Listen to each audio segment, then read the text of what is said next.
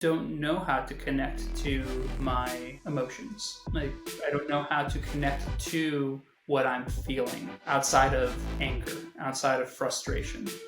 Because as a man, we are taught to suppress sadness.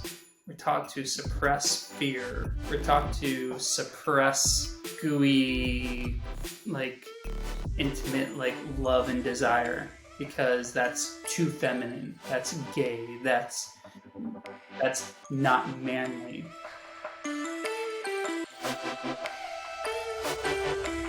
Welcome back, lovers. I'm your host, Jessica Spandiari, and today I have an episode with just me and Andre Lazarus. If you've listened to last week's episode, he and his partner Susanna shared so many beautiful insights about their life, about their experience in the military, about dissolving their marriages and creating this beautiful partnership by design. And I wanted to keep going. So actually, Andre and I recorded for another whole hour, and I am bringing so much insight. And in this episode, he shares so much about the male experience that I often can't speak to. So I'm really grateful that we had so much time together. And now onto the episode. You just said, what's that February holiday? Oh yeah, Valentine's Day. I'm just the also, relationship coach, Andre Lazarus, ladies and gentlemen. I'm unlearning so many things when it comes to also just the representation of holidays as well, that I celebrated so like fervently, and now looking back at it and doing more education around it, I'm like, wow, like I was on stage like singing about Christopher Columbus, and everyone was like clapping and shouting, and like that was my early education. So it's just been fascinating to kind of also again deconstruct, which we've talked about. Yeah. And so what is, like, for a holiday like Thanksgiving, for example, which, you know, we had just celebrated, mean to you? Yeah. I don't know the last time I said like happy Thanksgiving. I usually say happy holidays, because just from, again, my own education, for me, there's just a lot of like rooted just genocide and things when it comes to that. And I don't want to get too far into that, but yeah, it's a holiday that at least it brings family together. But the way that we look at Thanksgiving, or the way that Thanksgiving was constructed, and the way that we were taught, like I'll say for myself in school around what Thanksgiving was, is much different than the more research version of that time. Right. Yeah. Well, I have a feeling that this conversation now is going to be a lot about unlearning. Yes. And, you know, I wanted to have you sort of back to talk more about these things, sort of as, cis presenting man in our society who, you know, as we talked about in the previous episode that we just did with Susanna, your partner, you know, unlearning monogamy and unlearning what it means to be in a relationship.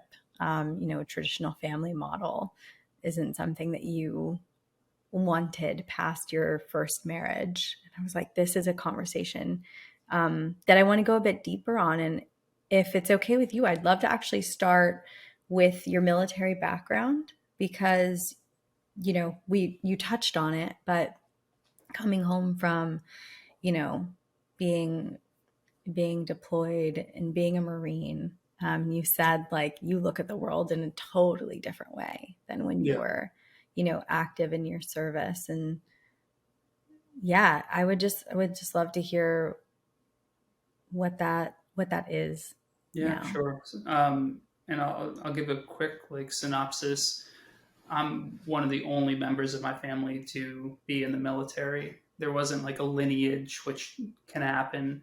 I was very interested in serving something greater than myself, and I started in the Navy as a Navy SEAL contract. So I was going through pre-buds, finished pre-buds, I decided to leave that training. I DOR'd. I became a corpsman in the Navy. Then I switched over to the Marines as an officer. And all of that during that time was me in this rooted, very masculine, patriarchal institution of like, you're being taught to kill. You're being taught to be someone who is defending what is the people that around you that you love and your country and you know oorah. You'll hear that term oorah.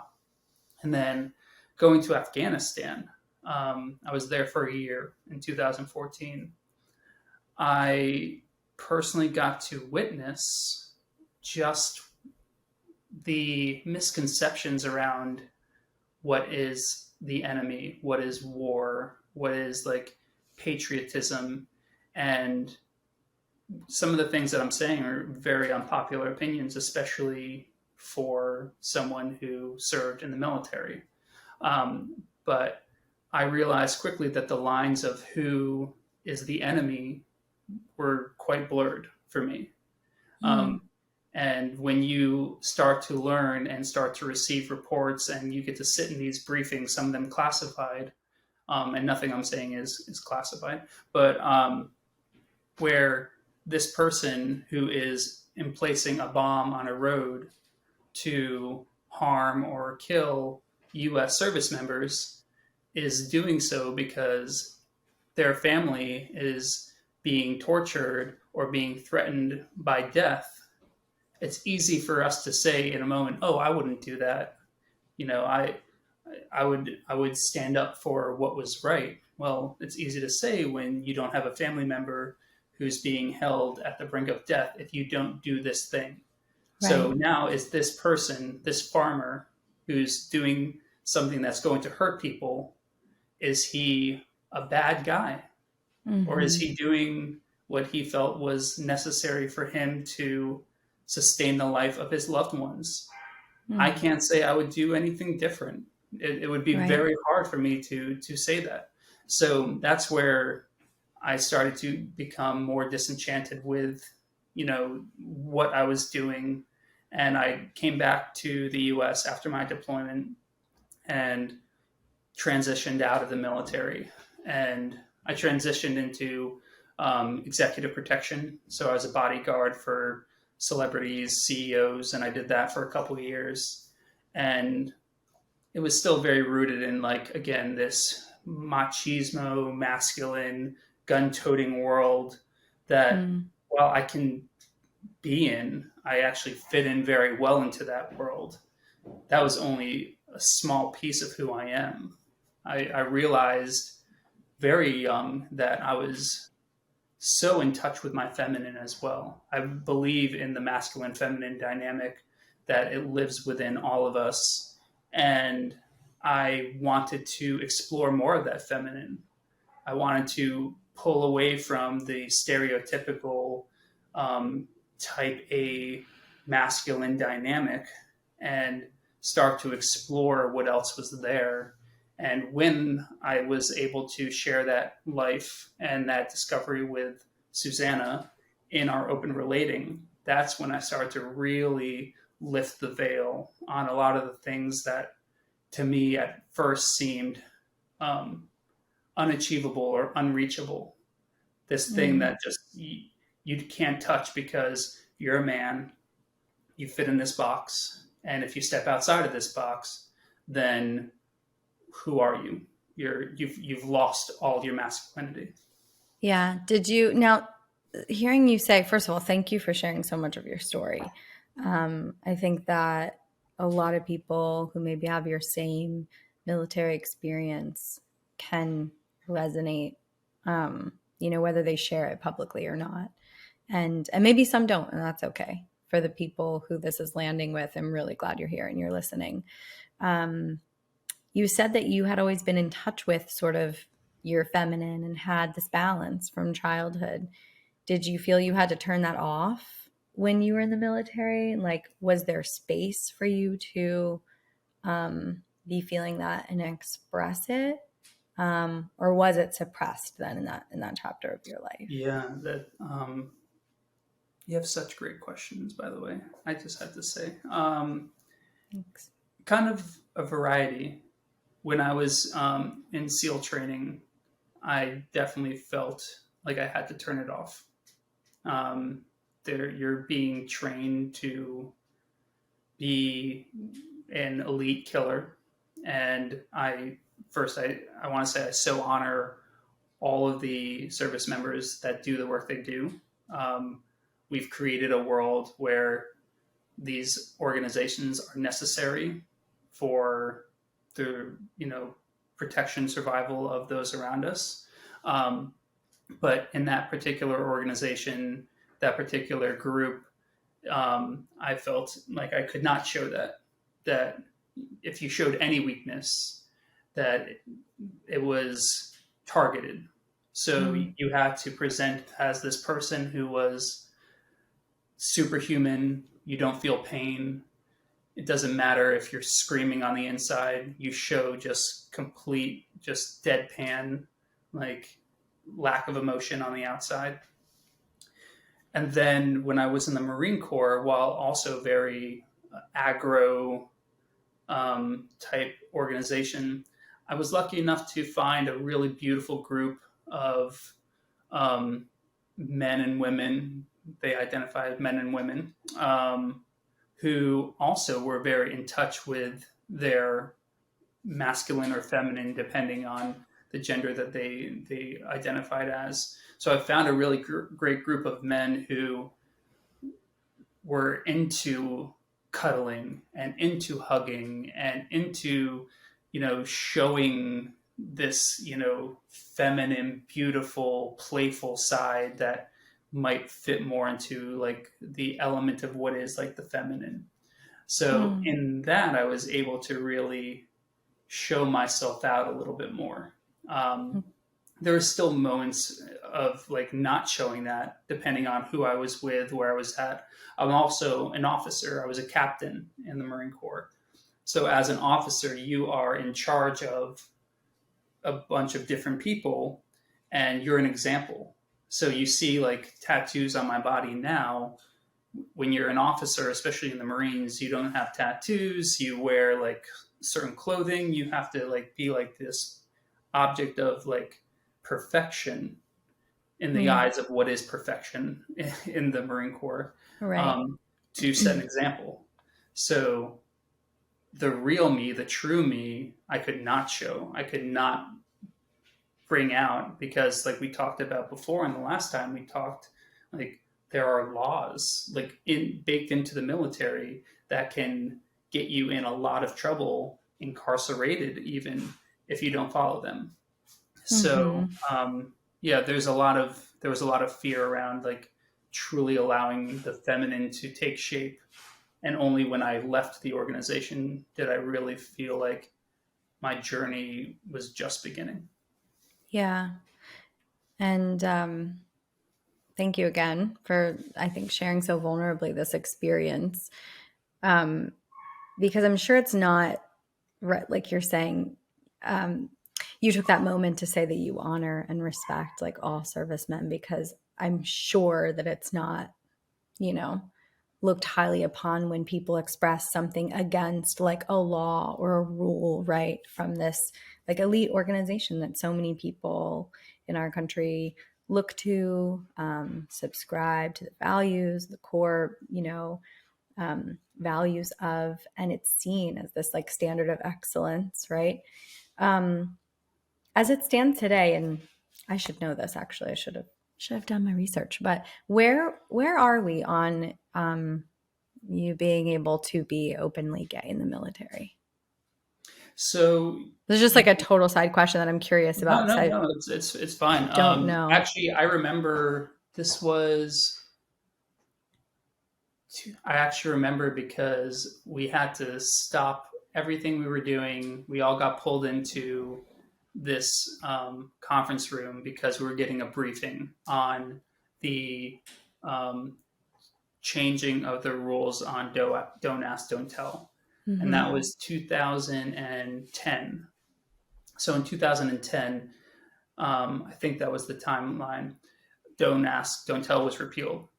And after that, you started to see more individuals who were feeling more comfort, more courage. I want to say the first individuals that were coming out courageously, I should have gotten a medal, should have been like recognized beyond anything else, because to do that in an organization like the military showed just unfathomable courage. Um, but yes, you can be openly gay, um, gay, lesbian, LGBTQI plus in the military. There are, I can't say that it's widely like recognized as being a safe place to do Mm-hmm. so. I have a colleague, um, transgender colleague, who has transitioned now that they are out, and had felt this way about who they were when they were in the military, but did not feel safe to explore that, did not feel like they would be safe, like physically safe to do so, not just emotionally. So they waited until after the military and after they felt comfort to transition. So while Yeah. it's you're allowed to, it's legal, it's still not what you would say is like widely accepted as a safe space. Mm-hmm. Yeah, especially when I feel like you hear blips of it being talked about that it could be, reinstated. Don't ask, don't tell.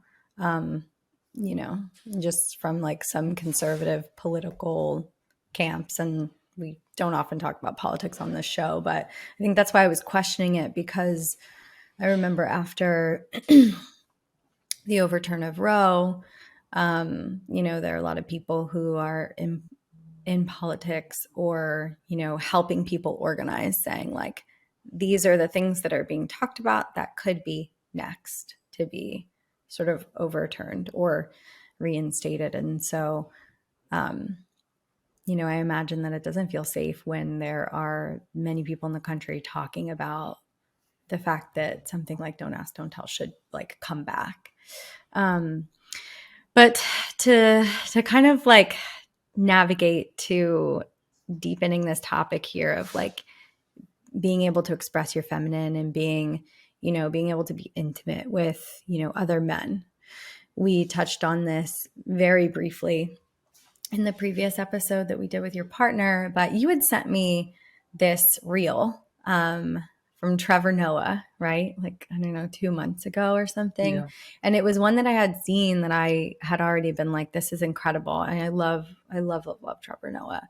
But it was all about how, men in our country, in our culture, as well, because, he's um, not Trevor Noah is not American. So I think he was speaking like at large that men are really lacking intimacy and are really starved for intimate connections. And it's like not okay. They don't feel safe to be vulnerable, to say like, I just need to be held. And so men think that they're lacking sex or really craving sex because it's the only space that they can be held in. That's like normal, right? That's like Yeah. okay for a man to be that way in. And he went as far as to say like that he had been talking to sex workers. And like have a lot of friends who are sex workers actually who've told me the very same thing, that they get paid so often to actually just sit and talk or just cuddle with men who, don't have it. They don't have it in their relationships with women, and they certainly don't have it in their relationships with men. My personal experience, I live in a really beautiful open community, and open not meaning like open romantically, because my husband and I are actually some of the few in our like group of friends here that are open, but just open in general of like loving humans, where we see all the men have these like really connected relationships, and my husband's friends are just like warm and they like love and they hug each other and they cry together and it's beautiful. But I forget sometimes that this is a bubble that I live in. And Totally. most of the people listening to this show don't experience that. They don't have it. Yeah. And so I haven't had a lot of men on. I'm really stoked because you are a relationship and intimacy coach. And I know that this is something that you work with all the time, with your clients who are, male or male presenting. So, what is the number one thing you are seeing men struggle with in this realm? Hmm. There's there's many things. I would say the thing that I see most often, or that I hear most often, is I don't know how to connect to my emotions. Like, I Mm, don't know how to connect to what I'm feeling outside of anger, outside of frustration. Because as a man, we are taught to suppress sadness. We're taught to suppress fear. We're taught to suppress gooey, like intimate, like love and desire because that's too feminine. That's gay. mm, That's not manly. So instead, lean into the emotions that are, male driven: anger, fear, judgment, resentment. mm, And I'm generalizing first. I want to say, like, this is more generalizing and speaking to my experience. So everyone's going to have a different experience. I'm just sharing mine, and people can take what I say as much as they want and throw the rest out. But what I see mostly in the clients that I have who are male presenting, again, that disconnection from emotion and the idea that showing that emotion is weak or makes them less of a man or now is opening them up to vulnerability that will challenge the fiber of their being that makes them feel like a man. mhm, So I say that also seeing more men searching for that, like finding other coaches, finding other people to like unlock this and just ask questions. So there's like, I feel like an awakening, even though they might not tap into it right away, more people are starting to ask these questions, are starting to tear down these like societal like structure of what it is to be a man, what it is to be masculine. I think it was Brene Brown who she talked about how she at first didn't work with men. She at mm, first focused mostly on women and worthiness and shame and guilt. And she was at a talk and she was approached off stage. I think I might be misremembering how it all went down, but this man approached her and said, it's very convenient that you talk only about women. And then she said, well, why is that? It's like, because here as a man, my family, my wife, my children would much rather me see me die on my horse than fall off of it. That they'd much rather see me like holding my strength and not showing fear than ever showing any form of frailty or vulnerability, because now who is going to hold me in those mm, moments? Who's going to hold that vulnerability? And now is a shift where she went from only or mostly working with women to now working with all genders. Um, so yeah, there's still a lot of disconnection between our emotions as men when it comes Mm-hmm. to vulnerability and opening to what is not this societal structure of what a man is. Yeah. I love you sharing that story, and whether or not it was all the facts and exactly Brene Brown and how it went down doesn't matter. I have a friend who says never let the facts get in the way of a good story.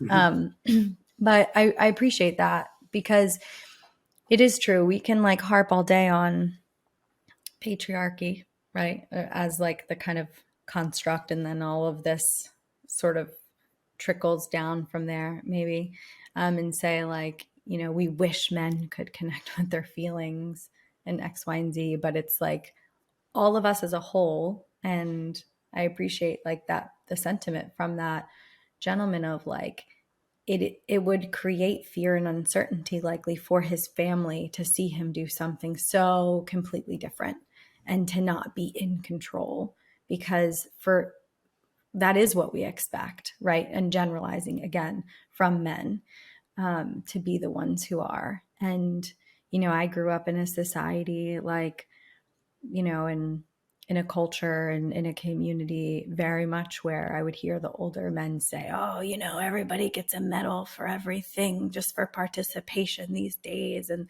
there's no competition. And, guys are so soft. And he's very East Coast Italian. Um, but it's so ingrained in our culture that like there is something wrong with showing emotion for a man, and it does equate to weakness, and it lessens your manhood. And we have women, I think, who, without realizing it, also can perpetuate some of that, right? Like it works on both sides. I often say like patriarchy is such a disservice to men as well, because not only could they not experience their full range of emotion when we expect men to fit into the dominant, stronger like model, right? Um, but then also, like you started with this, then you're just experiencing lots of, anger, um, big, explosive emotions, which are extremely unhealthy to live in all the time. Mm-hmm. And then what does that do? It leads us to like not having connection, not only between, and we'll just use, man and woman or whatever, but to create that polarity, but also between men. So, what are men missing out on when they don't have that, ability to connect with one another? Like, I can't speak to it Yeah. being a woman, but you can. And, not even in like, let's go not in a sexual way, right? But like in an intimate way, and like Yeah. And kind I'll of speak. pulling apart the two. Yeah, totally. And I'll speak from my experience rather than saying all men, because again, I can only speak to what I have lived through, my own upbringing, my own education, my own privilege. Um, and it's going to vary person to person. But what I missed out on when I silenced that sensitivity, when I silenced that voice of there's more to me than meets the eye. I mean, I often hear from people that I at first can be intimidating, whether it be because I'm a more muscular individual, I have tattoos, I have a bald head, I You fit present the as fit the a part hyper, yeah, I of a present as like Marine. a very hypersexual individual, and then they get to know me. They're like, oh, I would have never guessed that was you. But um, basically, when I silenced that part of me, that question about more to the empathic side of me, when I was able to unlock that, I was able to see more in the world. And I know that's very broad, but when I say that, I was able to see more compassion. I was able to feel more deeply, not only with others and their process and what they're going through, but myself. I had more connection to my body, my somatic like sensation of what is my heart. what are these tingly sensations going on, I was able to, and you said like not having to be sexual, but I was able to tap more into my eroticism, my intimacy, my sexuality when I woke up the rest of my body, rather than like this being this cavernous, like slate blank hole that was just there as like supporting like my limbs. That when Yeah. this was alive and breathing and warm, I was able to find more of a connection to the erotic me. And when I Mm. talk about intimacy, there's many realms of intimacy. People sometimes will put it all into one vein of like physicality, Right. like Romantic. sexuality. Yeah, but Mm-hmm. there is emotion, there's spiritual, there's intellectual intimacy, and those started to open up again more. It wasn't just this one lane of physical penetrative sexual experience that is the way that I tap into, like you mentioned that reel that Trevor Noah did around like that's what we as men know is a safe space to explore intimacy, where we can melt, we can be vulnerable, we can like show love and compassion. But if it's not in sex, then close the gates. We're back into default world.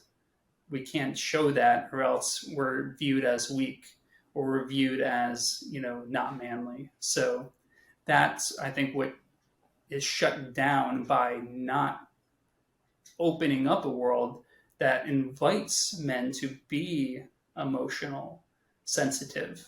Is we start to like shut down the components of what allow us to be fully human, which is we are we are a mess. We are messy beings.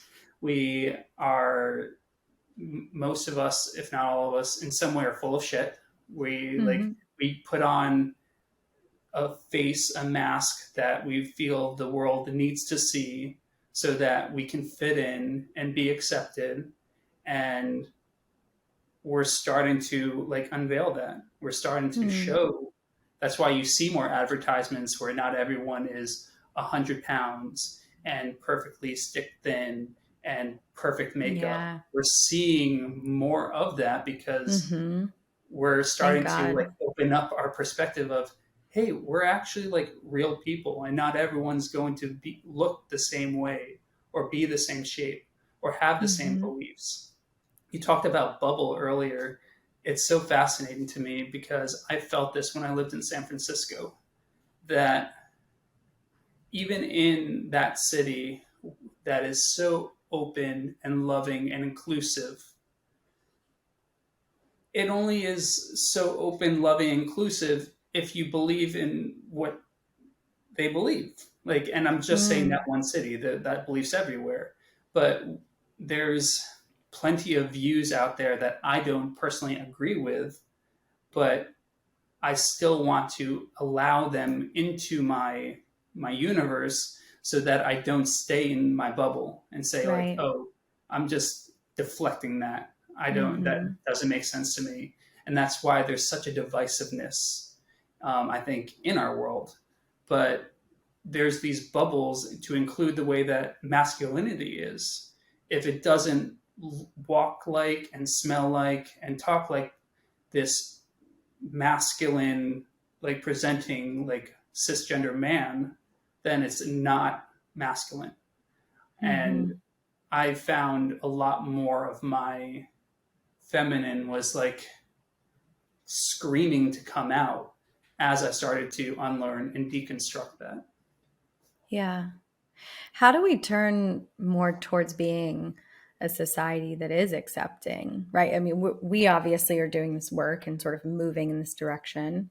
But what can, even people who are listening who maybe, you know, don't have these direct issues we're talking about, but, they see it happening in their community, or want to be a part of the movement towards just being accepting of people, no matter how they want to express, and creating safe spaces for men to be more vulnerable. what does that look like? What, Yeah. how can someone take part in this? Yeah. Um, Curiosity is one. Like just being like so curious about what you don't know and what you don't understand. Like I just got off a call today. I'm about to go and sit in a ceremony, plant medicine ceremony, and I was speaking with someone who is a clairvoyant, and there were so many parts of me in our conversation where I'm like trying to like silence what this person's telling me is their work because it's outside the realm of something that I fully can comprehend or something that I've leaned into to want to understand. There's so many moments where I was like, that's bullshit. Like, there's no fucking way you're a clairvoyant. Right. The programming is just like the Yeah, judgment and shutting it exactly. down and like not being open to it. Yeah. Yeah, yeah. So instead, I when I ran into those moments, I silenced them and it allowed me to open up and be curious. And who knows? Like, what do I know? Like, if this person's a clairvoyant or not? But I can be understanding. I can Mm. allow them the space to move through the world the way that they choose, just as they're allowing me to do the same. So being curious and then realizing change is such an important evolution to the way that we are, not just us, but like every species on this planet is like who I am today is so different than the person I was 5 years ago and so different than the person I'll be 5 years from now. But if we hang on to this idea that change is like something to not be trusted, like Mm-hmm. speaking on politics, if you're a politician and you had a belief 20 years ago and today you've changed that belief, you're no longer a trustworthy person. You're someone Right. who's not committed to your values and how can we trust you to do this or do that? You said this 20 years ago and now you're saying something different. Well, fuck yeah, you're saying something different. Like we we are Yeah. changing. We are learning new ways that the world is Mm-hmm. like shaping and shifting itself. So being open to change is a huge component to that. Um, and having these conversations, like the more like while we're not so much speaking into a vacuum, you know, like you're on a podcast, you have listeners who will hear this and hopefully they'll have these conversations with their friends and they'll spread that. But um, not being afraid to like go into these moments of like, I don't fully understand this, rather than saying, let's not talk about it or let's Mm-hmm. shelve this. How can we like lean into this and be more curious?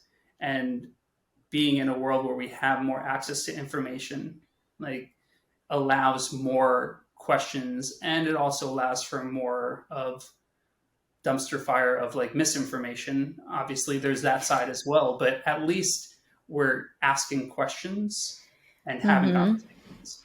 Yeah. I love this conversation. What's coming up for me, like listening to you talk too, is like that it's okay to be in the space of the unknown and just be curious and to like normalize that. Because as you were sharing, I started to think, you're talking about like the judgments for sure. Where are the parts of me where it's like as soon as I'm met with something that, is confronting or I don't believe or feels different or odd, whatever, it's that same gut thing of like, oh no, this is not what I subscribe to, or it had me remembering like I grew up in a way where I felt like I had to have all the answers. And like my way of surviving was to have things always figured out for myself and for everyone else so that I could like be in control and like take care of people. And so whatever like whatever the like the trauma and like the survival learning is for most of us, it's that we have to have the answers. And that we, when we're met with like questioning or something that's going to like challenge our belief, it sends us deeper into a trauma response. Um, and so just to be aware of that sheer fact that like questioning everything, and I love that you're first thought and, answer was to just get curious. Like, just to be in that space is revolutionary. Like, on its own is activism. To like be in a space where you get comfortable saying, I actually don't know. And like, I'm okay with not knowing. And like, I want to know what you think. And I want to know what you think. And I want to know what you think. I think that if we got to a place like that collectively, like we would have so much more peace on the planet. But yeah, and it's, it's not like an easy, sure, it's like easy to say and much harder to do. But I think if we start normalizing the like being okay to not have all the answers, and like you're not wrong or bad or in trouble if you don't, for me, that's been a lot of my unlearning and like relearning, and just allowed me to be a lot more open and to be a bigger listener rather than like a speaker, which is why I love interviewing. It's like, I'm gonna learn from other people and I don't have to have all the answers. Yeah. So I appreciate that curiosity was, the first thing that you shared. I think the last thing that I'd love to hear, like the last sort of question I have is, what does the world look like? Like, what do you see if we had this complete revolution where men, and anyone like identifying in a more male end of the spectrum would feel the safety to express themselves and connect to whatever emotion they wanted to? Like, what does that world look like from a male's perspective? Such an easy question to answer. I've had this conversation with people, both completely sober and deep in the psychedelic space. Tell us about that one. I feel like we would be far less angry. I think there'd be much less violence. I don't want to say it would be eliminated, but there'd be far less violence. There would be much more acceptance. And that's just, again, generalizing. Acceptance in all realms. I believe that the way that we look at sexuality would drastically shift. I think that there are so many people who are so curious about the exploration with someone of the same sex, but there's so much fear around, if I even dip a toe in, I'm immediately this label or I'm immediately that label. I had that fear. Because I was like, at first, I was interested in men at a young age, but I knew I wasn't gay. And there wasn't so much fear that I was going to become gay by being with men, but that I was going to be perceived as gay. And I didn't want that, because that was like shameful and wrong and sinful and all these other things that generally structured religion bring into the forefront.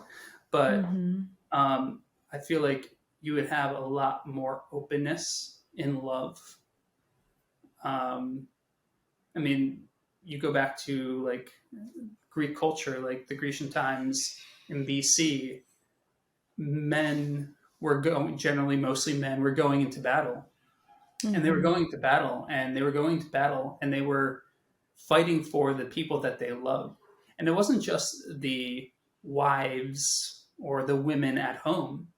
It was the men next to them that they loved, that they had deep, intimate, loving relationships with, that brought them closer to this understanding of intimacy, of passion, of desire, that you can have a beautiful, intimate, even sexual experience with someone of the same sex, and that doesn't make you this particular label.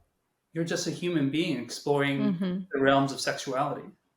And so I think a lot of the like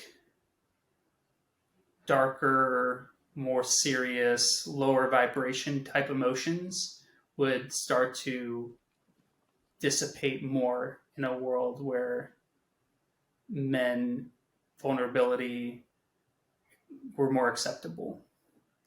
Yeah, that's so beautiful. Thank you for sharing. I know I often think back to like pre the dawn of like, massive Christianity. And, not that that's the only sort of organized religion on the planet that's done a lot of harm, but there was such a sexual spectrum practiced in like almost every single culture. So it wasn't just this binary, like, oh, you're either this or you're that. It was like there weren't categories. Like men were with men, women were with women, and everything and everyone in between was like so normal. So I appreciate that. And then just one last thing I wanted to share that sort of you made me think of is like there would be so much less of these low vibrational, low frequency sort of emotions and maybe even like acts, right? That they sort of lead to, like violence, for example. Because like we fear the unknown. And what we don't realize is by not knowing these parts of ourselves, by keeping them locked up or hidden, you know, we create more fear in our lives because the only thing that most people fear is the unknown. Like Yeah. a lot of times you don't fear something that's like already happened to you unless it's, been a very traumatic experience. But we have 90% of the fear in most people's lives is like things that have never happened. And so when you don't know the parts of yourself that are, deeply vulnerable or sad or, abandoned, lonely, whatever it is, you fear those things. And so that you fight against creating them or being in a situation that would create more of that. But the more you can meet yourself in those places, the more you're like, okay, cool. Like I've got me here. Mm-hmm. It creates that opportunity to like have yourself, to reparent, to self-soothe, whatever you need to for that part of you. And you can meet the world so much more whole and so much less afraid because you're like, oh, I Yeah. know what that feels like. I got to a place, with in my relationship with Lauren, who's been a, life partner of mine for almost 4 years, where, it was like kind of a breakup, but it wasn't a breakup. It was a massive shift in our relationship. And it was deeply heart shattering for both of us. Mm-hmm. Um, I had experienced a deeper heartbreak with her than I had with any man ever in my, probably 3 very serious boyfriends and then my husband. Um, and I came out of it like it fucking hurts so bad, but I was like, wow, I feel so alive.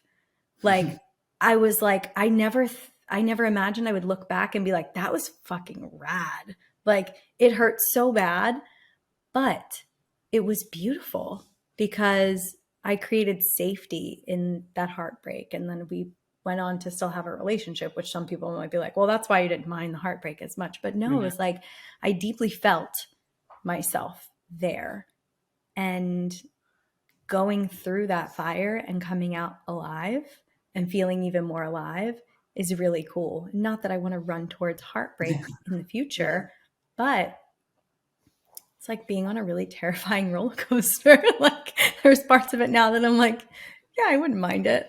Like, Mm-hmm. because now it's not the unknown.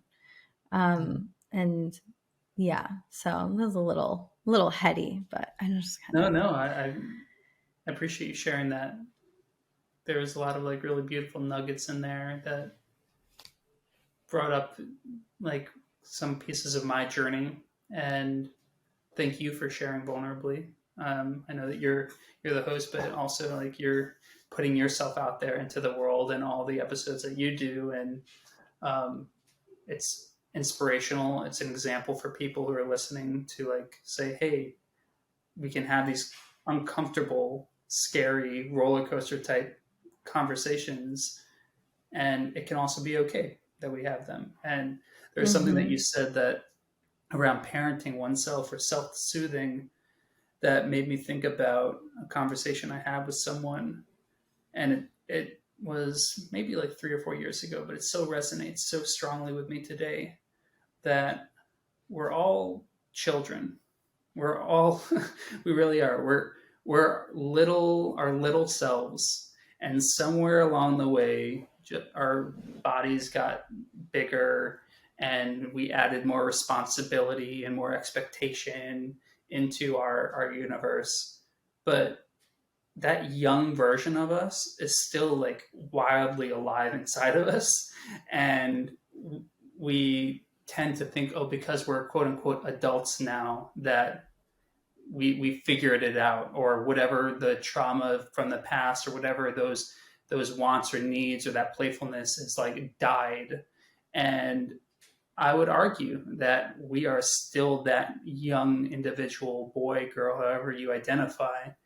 And the more that we can like hold that individual in those times of like hurt, fear, despair, or lift them up in those times of like playfulness and desire and joy, the more again we can connect to the sensitivity, the compassion, whether it be masculine or feminine. So yeah, I constantly let my little boy out.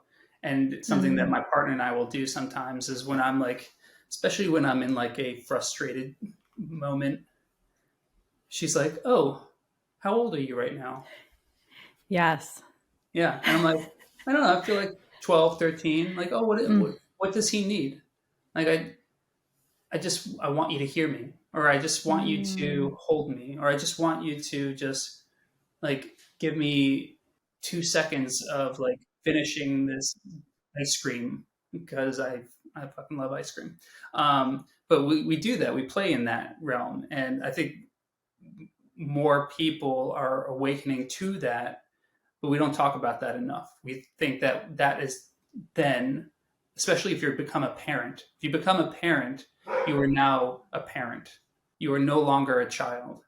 And let's just be, I'm going to be very honest, is like, no, you're still a child. You just now have taken up a new identity where you are now helping another child, you know, move through the world. But we're all children, and we all are still trying to figure out this weird thing called life. Yeah, absolutely. And I love that. It's so cute what you and Susanna like do, because my therapist will actually ask me that. He's like, "How old are you in this moment?" I'm like, "Yeah, like 6, 7." That's how I feel. But I think that's such a beautiful way to kind of relate and communicate and give each other the space to have that version of yourself come out and have, your needs met. I really, really appreciate that. I think everyone listening is going to learn a lot from this episode. I'm so glad that we made this happen. I Yeah, really appreciate you sharing your insights. I love having people on the show from all different walks of life. And, we have a lot more women on the show than men. So I'm really, really glad that we had this solo episode as well. And I just want to remind people, that you and Susanna have a course called Open to More for people who, are navigating opening up their relationship, or who want to date in an open way, maybe aren't coupled yet, and that you also do one-on-one coaching. And there's lots of different ways to connect and work with you. Is there anything else that you want to share before we wrap up? No, I think, if anyone's interested in learning more about my work, I have a website, coming-closer.com. And I just want to thank you, Jessica, for your work in the world, and for continuing to have these conversations, because, again, the more people talking about it, the more we're opening up our minds to the curiosity and the possibility. Yeah, totally. And we're going to link everything in the show notes for people listening. So you can go right to the show notes and get to Andre's website and where the course is, and his Instagram as well. Thank you again so much for coming. This was a blast. Yeah, thank you. That was so fun. I love being able to bring you this content, to share these valuable insights with you, and these incredible guests. So please do me a solid, and yourself. Make sure you're subscribed to this podcast so you never have to download it. It will automatically be downloaded for you when you follow on Spotify or subscribe on Apple or wherever you listen to your podcasts. Secondly, make sure that you are using our free resources. We've got a dictionary, we've got a relationship style quiz, as well as our open talks, which is our free chat community. You can find all this and more on our website, openlatepodcast.com. Sending you so much love, and I will see you next week.